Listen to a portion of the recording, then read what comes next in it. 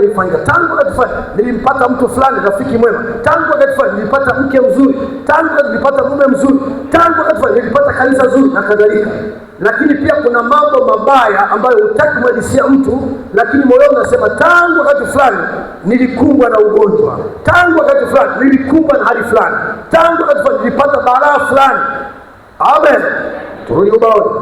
Kwa mfano, kama mwanamke mwenye sifa mbaya ambaye alisema kulikuwako na wakati nilipokuwa msichana mzuri, mwenye haki, mwadilifu, bikira labda, basi usiku moja ama mahali fulani jambo fulani lilitukia, na tangu wakati huo amekuwa kwenye njia mbaya, maisha yake yamechafuliwa na dhambi na weusi wa giza na hukumu, na ndivyo na hukumu ndio inayomngojea. Lakini anaweza kukumbuka tangu wakati fulani lilitukia, wakati nilipochukua njia mbaya. Kwa hiyo kuna mwingine anasema tangu wakati fulani nilipata kitu chema. Na hapa tuko hapa kama waamini wa hapa, tunajua Mungu ametutoa kwenye mabaya. Unaelewa namna Mungu alikutoa, unaelewa namna alikuondolea maasira ulio nayo, unaelewa namna ulikuwa mtu mwenye ghadhabu sana, Mungu akakupa neno ukaondoka na ukasema tangu wakati huo mpaka wakati huu mimi ni mtu mwingine kabisa. Mungu atusaidie. Nampenda Bwana. Sasa tuone tena kidogo kwenye utangulizi huu. Kwa tunaposema tangu wakati huo, tuna maanisha kwamba kuna majira fulani ulikuwa mtu fulani, majira mengine Mungu akakubadilisha. Jina la Bwana libarikiwe sana. Sasa twende kwenye ujumbe mwingine kwa kuweka tu msingi. Tuko bado pale nadhani. Tangu wakati niko niko pale. Twende kifungu kile cha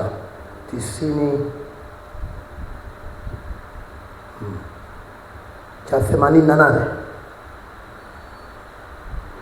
Tangu wakati huo, wengine aidha walikuwa ni walevi, wengine walikuwa waongo, wengine wazinzi na kadhalika. Asema hivyo waka 88. Tuko sawa? Sio. No. Kwa mwaka tunazo nyingi. Kifungu cha 88. Weka macho, jifunze tukiwa hapa ndani. Wewe usimwache mchungaji ahubiri peke yake. Nisikia ndugu sana asubuhi anasema hubiri na mhubiri. Nifuate. Unaweza kusinzia kama hauko busy kwenye ibada. Anasema hivyo ndivyo ianza. Hapa wakati fulani uliopita huko New York, Dr. Berg, yeye ni mchungaji sasa kwenye maskani ya dada Brown, maskani ya Bethania katika jiji la New York. Moja ya vituo vya kale vya Pentecost, moja ya zamani sana ulimwenguni. Nadhani ndugu zetu wanajua vizuri. Basi huko nilipokuwa huko nilikutana na Sofia, mwanamke mfua nguo, yule mwanamke wa Uswisi aliyeenda na kufanya kazi naye kwenye mtaa wa walevi sugu. Ndugu Branham siku moja alichukuliwa na rafiki yake. Niangalie mimi kule uondoa macho, ukiwa na muda niangalie mimi, ukienda mawili utachanganyikiwa. Akamchukua rafiki yake akasema kupeleke kwenye mtaa wa walevi.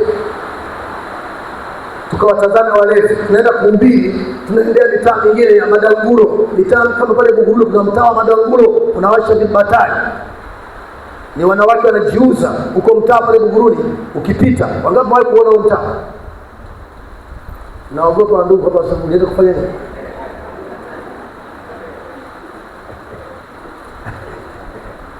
Nikinyosha dada ataniona. Sasa unaenda kufanya nini? Sasa tulionaje huo mtaa? Ni mtaa kama mitaa mingine, wanaweka vibatari nje. Kwa kikiwa kinawaka kinakuonyesha unaruhusiwa kuingia na usitongoze, ila uwe na hela mfukoni, vinginevyo unang'ang'aniwa.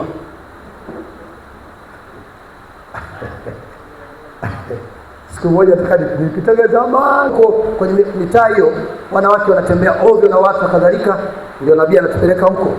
Anasema 89. Basi huko nilipokuwa huko nilikutana na Sofia, mwanamke mfua nguo, yule mwanamke wa Uswidi aliyeenda kufanya kazi naye kwenye mtaa wa walevi sugu. Lazimika kulala zaidi ya siku 2, kudungwa sindano ya homa ya manjano.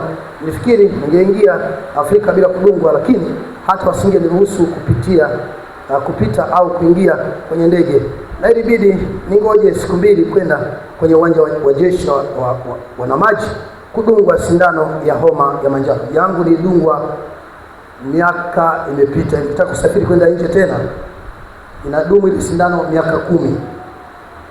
Anakupa na kadi, hutapanda ndege, hautavuka mpaka wa nchi mpaka unayo kadi. Ndio hiyo anazungumzia. Na ndugu Bech akasema, ungependa kufanya nini? Yuko pale anataka kupumzika kidogo. Mhubiri, ungetaka kufanya nini? Nikasema ningependa kutembelea mtaa wa walevi sugu. Tuseme wote, ningependa kutembelea mtaa wa walevi sugu. Je, anataka kwenda kunywa? Kama mhubiri anataka kapate mzigo. Nikasema ni sawa, tutashuka twende. Kasema ninazo mission kadhaa kule chini. Huyo mchungaji anazo mission kadhaa kule, sio kukaa ndani, tunaenda nje na Mungu atusaidie. Nasi tukashuka kule, na kama tu mimi nadhani ingekuwa ni jambo zuri kwa mwanamume yeyote kumpeleka mwanawe kwenye mtaa wa walevi sugu na kumwacha jione. Sema amen. Nikasema hii imekaa vizuri. Najua unakuja kutoka ofisini unasema hii somo liko sawa. Najua anasema ni vizuri mwanao umtembeze mtaa wa walevi sugu awaone.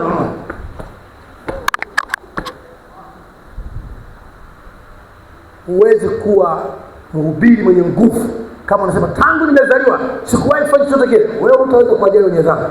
Tuachie sisi kina yake. Tunaelewa. Wa kucheza disco mpaka asubuhi. Bolingo na ngai sio hizo kweli. Hapo vipi? Sio hizo. Zile nyimbo za kale. Kasongo.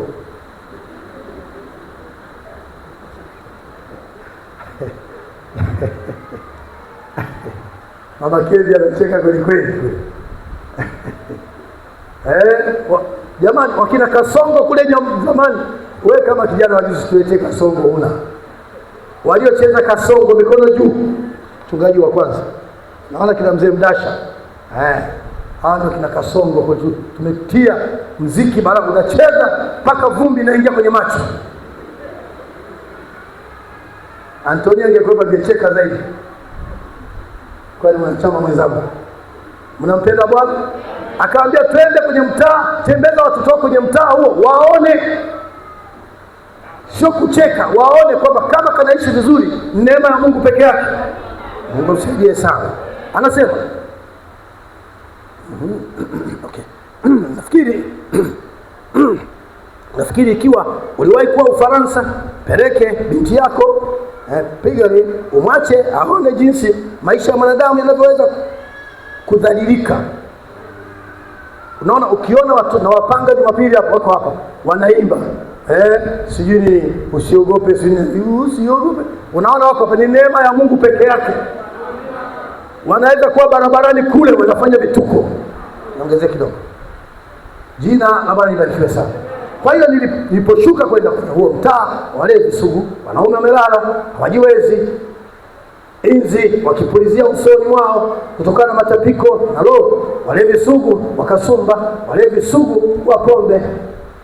Ndipo nikasema ndugu Beheji, nikasema labda wanaume hawa hapa walilewa katika nyumba ambazo hawajali wafanyaji, waliachiliwa huru tu kukimbia mitaani.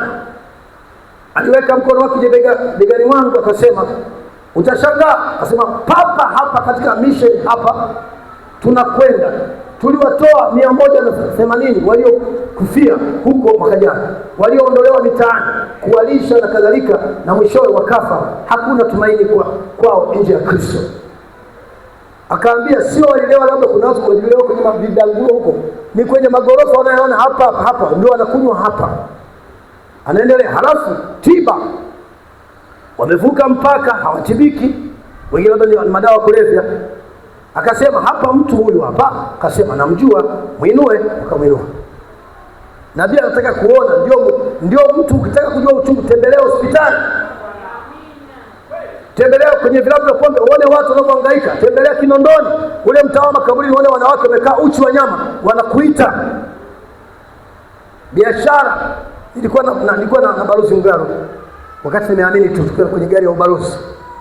Tunapita tunatoka Kinondoni saa 12 au saa 1. Sasa wakawa wanasimamisha gari. Na balozi anataka kusimama. Nikamwambia ofisi baba waje hapa. Hao ni makahaba watakubeba. Kule hautongozi. Nenda pita makaburini Kinondoni. Pita tujioni saa 1 pita pale, wewe ni mwanaume. Dada hawana shida na wewe. Ni ndugu. Kiona pita wanakufuata. Mungu asifiwe sana. Basi nikamwendea nikasema, Bwana, naenda kuongea nawe. Huyo mtu amelala chini. Fikiria nabii anawaza nafsi hapo. Anawaza kuwapata watu hao, anawaza wapate mzigo. Haleluya! Kama wanao wako sawa, watoto wengine wameharibika. Kwa hiyo washuka kwenda kwenye huo mtaa, walevi sugu, wanaume wamelala, hawajiwezi, inzi wakipuliza usoni mwao kutokana na matapiko. Walevi sugu wakasumba, walevi sugu wa pombe. Ndipo nikasema, ndugu bebe, nikasema labda wanaume hawa hapa walilelewa katika nyumba ambazo hawajali wafanyaji, waliachiliwa huru tu kukimbia mtaani. Ndugu Branham akasema inawezekana hawa tunavyowaona aidha hawakuwa na wababa wazuri, aidha hawakuwa na mama wazuri. Sikia nikwambie, usicheke mtoto wa mtu aliyeharibika. Simuongee, funga mdomo, utakugeukia. Ukimwona mwanao anaenda vizuri na Mungu, wewe mwambie Mungu tu asante. Sikia nikwambie, usicheke tu. Watu wale watu angalia wameachilia watoto wameharibika. Dada anaweza kuharibika mjukuu wako mpaka ukalia. Anza kuwa na huruma kama nabii. Haleluya! Hakuna anayependa mwanae haribiki. Hayupo. Hiyo. Kama hizo wametoka katika nyumba ambazo hawajali wafanyayo, waliachiliwa huru tu kukimbia mtaani. Aliweka mkono wake begani mwangu akasema, utashangaa. Useme utashangaa. Piga kelele, utashangaa. Aha. Kasema papa hapa katika mission hapa tunakokwenda tuliwatoa 180 waliokufia huko. Twende mbele. Halafu tiba hakuna. Basi kama ndiye akasema, Bwana, naweza kuongea nawe. Kasema vema, huenda asiweze kuongea sababu amelewa. Naweza kuongea nawe. Kamwe siwezi kusema hali aliyokuwa nayo mtu huyo. Yani alikuwa amevaa vibaya, aidha yuko uchi wa nyama. Alikuwa amefika, anasema alikuwa amefika mahali nguo zake kutoka kiunoni kwenda chini zilikuwa katika hali mbaya kabisa. Kwa hiyo aidha ni wadada wako uchi wa nyama, ndio nabii anapita hapo. Na nisikia vizuri, anapita wanaume wako uchi na wanawake wako uchi wamelewa. Anapita hapo apate mzigo wa kwenda hatuendi kuhubiri kama sherehe. Kuna wagonjwa mitandani, kuna wenye dhambi wako mahali fulani. Mungu atupe mzigo mioyoni mwetu. Hili jengo linapaswa kuwa na uwanja unataka kuwa na watu wamejaa pote, na watajaa. Shetani anataka, hataki, watajaa. Kwa naamini hivyo.